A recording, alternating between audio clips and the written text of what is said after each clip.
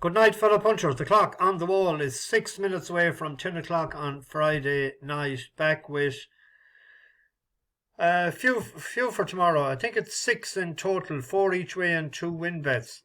There is a plethora of racing on tomorrow, some good fare.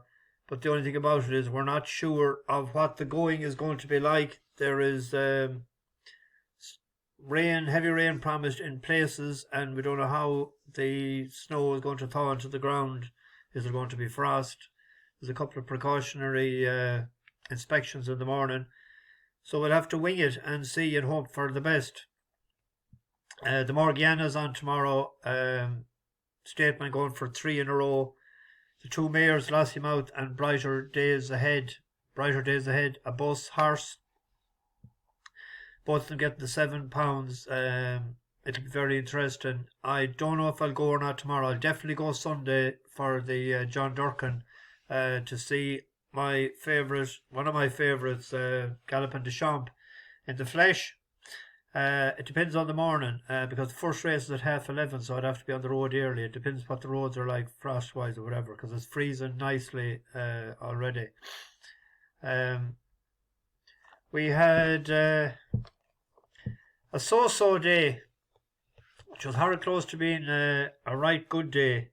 We had Terista in the first race, drifted like a barge, came threatening on the turn for home. Looked like it may get second to Jimmerand. That was a good gamble.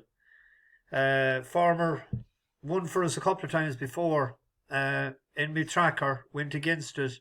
I thought the other one might be fitter, even though it went up £10 after beating a good yardstick £20 higher. The £10 definitely stopped at weight, will stop at 3. And good training performance first time out for Jimmerand. It needed the run a couple of times before. Venetia's going all right, even though she hadn't a winner in a couple of weeks. She had a couple of today. Then we had a good winner in range. There was a Rule 4 in that race, and it's a pity the other one didn't run because we'd have trounced it as well. It was 4-1, but anyone that took the 4-1 would get probably 5-2. So it turned, I think, 6-4 or 11-8 in that region. Jumped brilliant. So just tough looking at the last time, the way it landed, because it jumped pretty similar the last day to today. Made no mistakes, out and away, gone. And then we had, I didn't see that race. I forgot to look back at it. I was on the phone at the time about my Wi-Fi. I was talking to Toby and a few of them today. Still nothing doing. 45 to 60 days with one crowd and another crowd I'm going to go with now, but I have to get on to get the infrastructure done. But they're paying for it. Gin Coco was last, which was a big surprise when I seen the results. I didn't bother looking at the race. The favourite, as I was saying last night, I thought it might need more of a trip. It looks like it trailed by finishing 4th. I'll have to look at that again. But hard look in Milanoway up the north in Tipperary, beaten by a nose at 14-1. It drifted out. I put it up this morning. I think it was 6s or 8s, something in that region. Shocking hard look. It traded 1-7 coming up the straight, and the other one I think he got blindsided. I don't think he seen the one coming up on the inside. Got done by a nose. Made a bit of profit. And Sommelier then finished 4th. Not fit, but blew up coming up the stretch. So several winners given by people. I seen EH. No, that was different. 1 second. The guy from the Hip Hop channel. He said he put up tomorrow day. He put it up last night actually, and he said the message there tonight. Ciao from Italy. So hope he's buying. You remember that ad that used to be on the television with just one cornetto, give it to me, delicious ice cream from Italy.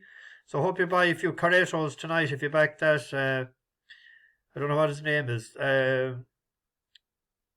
Paul Manchin had his double, his 2 winners up today. Fair play to his nap and his next one. The nap, I think, was Jimmerand. Tom Leach, I think, put that up as well. Lee Shaughnessy, I think Lee is a turn choker. Put up one this evening there, that one. And shout out to Tony Kavanagh and to Les. And thanks to Mort Kane and to something 100. I forget. Give a few pound last night. Thank you very much. We'll get on to tomorrow. First race we look at is the long distance race in Ascot, the 205. First thing that drew me attention when I looked at this race first was Dam of Mary. We won it a couple of times before, but it probably need the run, and David Bridgewater hasn't had a winner in a while. Fortescue, an old popular one of ours, and Beauport, that goes well. Freshman's carrying top weight, Kitty's Light as well. But Inish Oirr for Lucinda Russell. This is the proper staying chaser, and it hosed up in Musselburgh in the Northern Grand National, wasn't it, or the Northern National, by 21 lengths at 92 favourites. It was 119. It went up a full £14 a stone. It fell in the Scottish Grand National. But it had a couple of preps, it looks like, for this. And they were over 3 mile. The 3 miles 5 trip, it'll be in its... Well, you'd imagine it'd help for a horse to going over 4 before. I just marked down as an each way bet. 9-2 favourites with some there, but I'd back it each way. And Alan Doyle claiming 5. On to Ascot 320. Handicap Chase. There's 52,000 for the winner, so there'll be no handbrakes in operation, I would imagine, in this race. Marta Tour is the favourite for Anisha Williams. Now, the last time that won, it has won its last 2. The last time it won, it was carrying 10 stone 8. And it's not that huge of a horse. And it's up... it's 140 now. It went up £6. Derek Fox has taken 5 off it. Charlie Deutsch was on it the last time. It has won its last 4, but 18, 22, 27, 34. It'll want to be good, I thought, to be able to beat Stan Bruit or Bruit, whatever you want to. Bruit, I suppose. My French isn't the best. It is French, isn't it? Without something. Stan's is without. Bruit was without aftershave. Could be without aftershave with it. Fudochi will tell us. This went out in front and hosed up in Aintree last year over 2 miles, and then it was behind Tommy's Oscar in Oirr. The last day in the Halden, when we were on JPR1, now that was over 2 miles 1.5, and went out in front, jumped great under Bryony Frost, and it led nearly to the last. And Jello, that's it out in front there as we pick it up. They're two classier sorts. And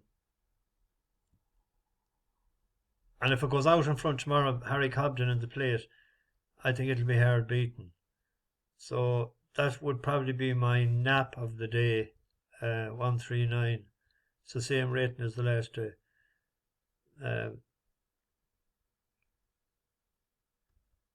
On to... 2 at Ascot. And we go to Haydock. Before we look at the big one, I put up Shoot First the other night, but I'd say there's a fear of the ground because it's drifting like a barge all day. It's out now to 7.5 to 1 with 365, but it has never ran over heavy ground. That could be the reason, I would imagine, but if they're not happy with it, I'd imagine they won't run it. If it runs, the only thing is, anyone that backed it like me the other day, if it doesn't run, we won't get our money back because we backed it anti-post, or I did anyway, I'm nearly sure. But the last year it was yielding to soft, so they might let it off. I don't know what sort of rain is coming. In the big race of the day, the Betfair Chase. It's an open looking affair. Lots of questions to be asked. You have Grey Dawning going up in open company for the first time. Royal Pagaille won it last year. Hasn't ran since it fell in the spring, and it broke its shoulder or damaged its shoulder. So I can't back that, even though it won last year and it likes heavy ground. So let's say all this rain comes. I see somebody put up a message a while ago that's living close to the track, such as piston rain all day, and it's supposed to be at it tonight as well. Ahoy Senior, since it won in Liverpool as a novice, it has ran 13 times and only won once. Limerick Glace is a mare that rated 153, getting to 7. That would bring it to 160. That if she was ready, she'd because she liked the ground. If it's she's a Hershey of ours too, that we won on. Hewick, if it pisses rain, he won't like it. Neither will the real whacker. Capodanno probably need the run first time out. It won for us before when it went over to England to supplementing the race for, I think, it was £7,200. As much money as JP has, he probably wouldn't like to be thrown away that much money either. Brave Man's Game is hit and miss with that. I think I've mentioned every one of them, bar one. Now it's way out at the weights. Gold Tweet, the French horse. But if you look at its form, it came over last year when it won the Cleve Hurl. And at that time, it beat, we'll say, a horse that was Paisley Park rated 161, Drashel Drasher 151. It beat them well. So let's take that into perspective. Like if you look at it, sort of say, better, well, you could put that rating in the 150s, mid 150s. It had ran over as Chase prior, before we went back hurling, when we go back here in 2021, ran in grade ones, third a few times. Fast forward to when it went back chasing again, and the last day when it ran over, it has been, looks like it has been trained for this race, and it finished in a grade 3 over 2 miles 5. Needs a step up and trip. This was definitely out for the run, out for the gallop. When you see it here, they swing back towards home with 2 to go. Diamond Carl's moved into it, travelling quite well for Johnny Sharon. And so coming towards the second last, the double barrier. Can they get to this Juntos Ganamos? Still travelling well from Toscana de Burlay. Diamond Carl jumped it in third, Grandiose in 4, Gold Tweed in 5, and then U2 Glass coming down to the final flight. Diamond Carl on the right trying to challenge Juntos Ganamos, Toscana de Burlay, and then Grandiose over the final flight. Juntos Ganamos now shaken up for the first time. Diamond Carl on the far side is about a length behind, and Juntos Ganamos picking up well here for Felix de Giles. Keeping on well is Diamond Carl, but Juntos Ganamos going to be in a good field and has made all to do so. Has beaten Diamond Carl, Toscana de Burlay. If he went the other side there, he'd have beaten that horse. And that Grandiose, that came out since. And if you look at it, that was rated 156 and it's only getting £2. It would have beaten that horse if it wanted to. Grandiose came out and won the race the other day, the grade 1, that the superstar, the French superstar, was pulled up. And that was a 10-1 shot that day. He overturned the form with this. So that would have been trained for the race, and it's only 7. And if you look at the winners of this, 7-year-olds have won 1, 2, 3, 4 out of 6, and Bristol Demai was going throughout. You could forget about him because he had won as a 7-year-old already, a Royal Pagaille last year. But there's so many question marks about a lot of them that I think So 22 to 1 yesterday. It's 14 to 1 now. I think that Grey Dawning will go out in front. This is what my reading of it is, and I could be as wrong as hell. That if the ground gets heavy, it'll suit Grey Dawning by Flemonsforth, 7-year-old. And I'd nearly put it that the other one between the two of them, a Grey Dawning, but I'd back that each way, and I have done so at 16 to 1. It's 14 to 1 now. And even since I started, it's into 12s, because it was 14s all the way across here a while ago. With question marks about a lot of them. It's out of the weights a good bit, but so was that French horse that came over the other day. It's only 7, it's learning, has won the big hurdle race already. Anyway, the men with the white coats could be coming from me again. On to the 340.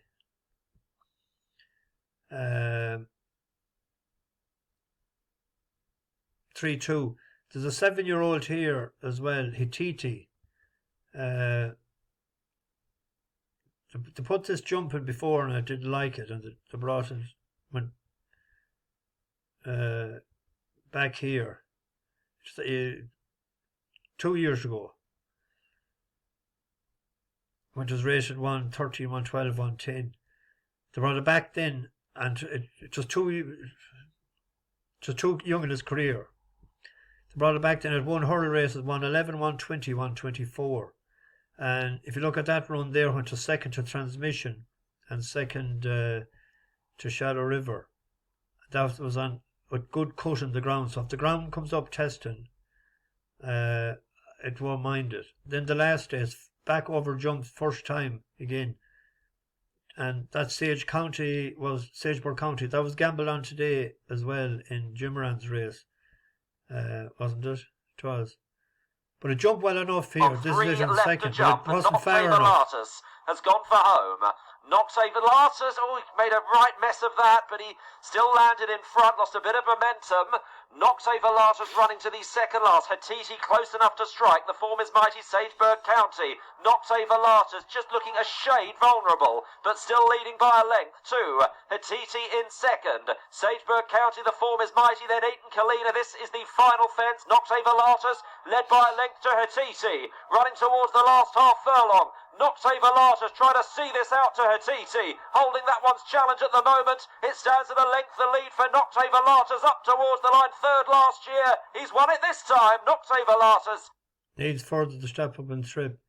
There's also a plus for it if you look at the stats of the race.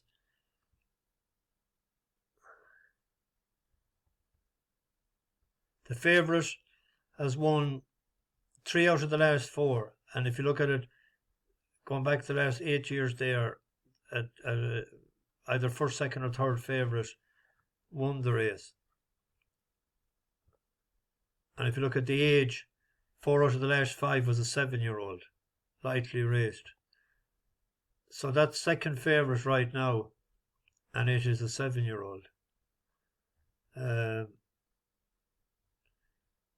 a couple of that could come into the equation if you have Monbeg Genius and Lemilus, classy sorts, but they're carrying 12 stone.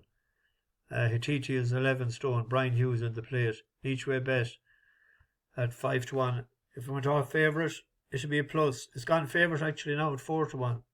So then on to Punchestown tomorrow. The big race is the Morgiano. There's a horse here that was 10s earlier. It's into 7s now with 365. It's Billy Lee Swagger. This hasn't been seen on the race course since it ran in a bigger race at Punchestown. It was an 80k race, wasn't it? 48 to the winners, 80,000. But it started off to the way back at the back of the pack altogether. We'll pick it up here. That's it back here with the black and white. And Rothwell is really going well this year. I think Jeremy has parted company with Jack Kennedy. That's with the white face back here. Straight.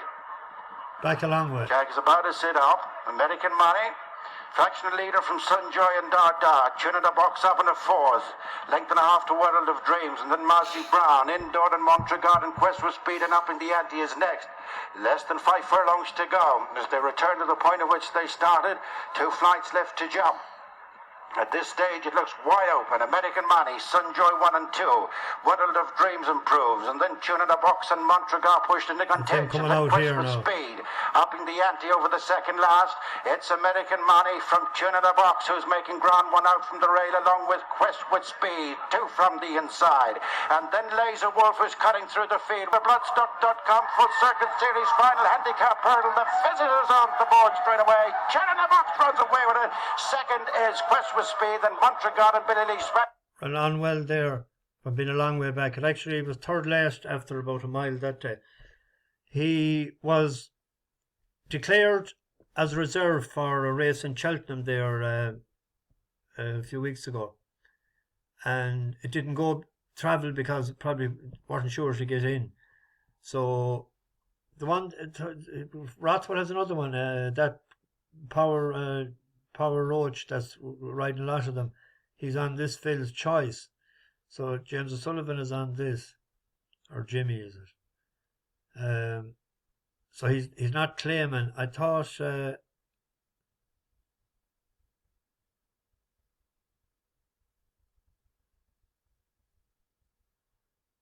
pity he's not claiming the 7 off him. He hasn't ran for 333 days. I was hoping when I seen the entries the other day that that lad would ride, because he's a good lad.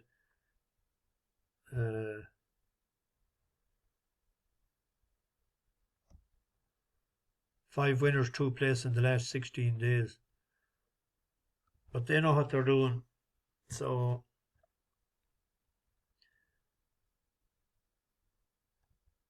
now I'll get this into the oven longer than I expected. Bash the bookies over and out.